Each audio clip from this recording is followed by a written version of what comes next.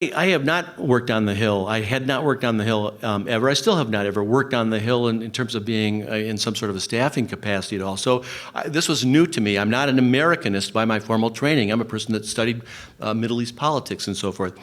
And so I walked into these offices, and when I started sitting down with the first people with whom I was conducting these interviews, I would say, okay, well, you're the person who has the foreign policy portfolio for Representative X. Is this all that you do? I was stunned because they would say, well, yes, I do foreign policy. I also do defense. I do intelligence. I do homeland security.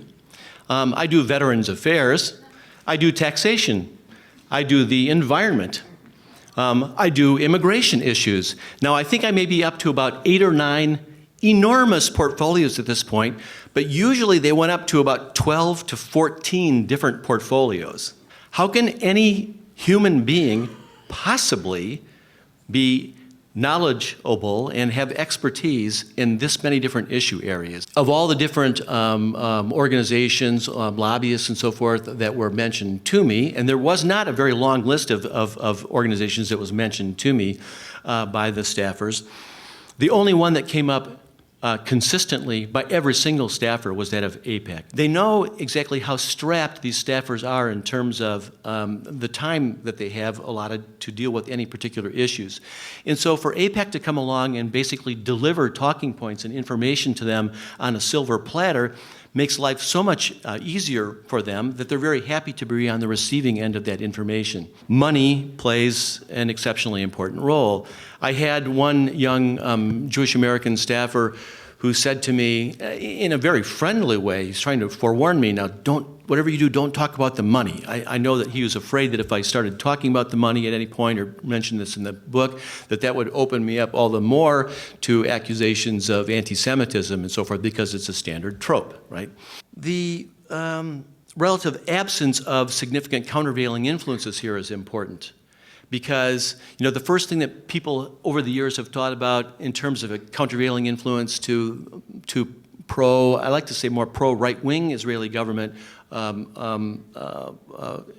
actors is the oil lobby.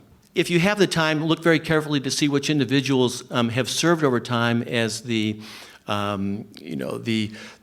chairs or the ranking members and so forth of the committee and subcommittee in foreign policy and appropriations. And what you'll tend to find in this issue area that we're discussing here are people who are coming from what one more conservative or right-wing staffer described to me as dark blue, as opposed to light blue, meaning in terms of their commitment to Israel. You have people who are even Jewish American staffers who are embarrassed by the power of AIPAC.